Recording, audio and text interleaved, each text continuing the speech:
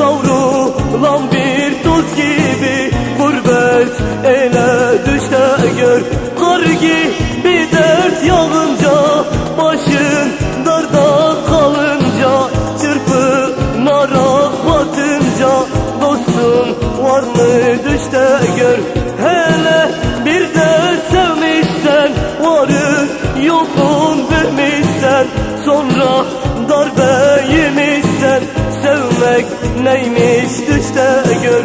Dayı sebramın ayı, şefşu kavkamın ayı, estir çavim nemayı, burik burik dinle fari.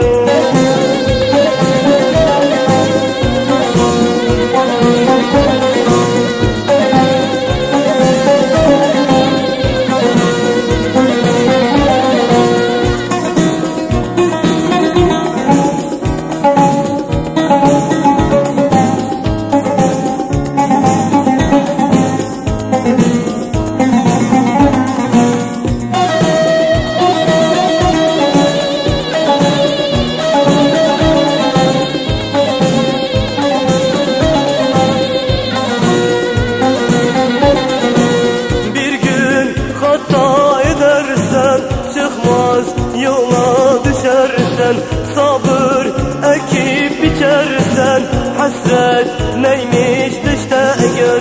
Ne anladın dünyadan, zevk aldın mı hayattan, bir gün gelir surattan, geçmek neymiş düşte gör.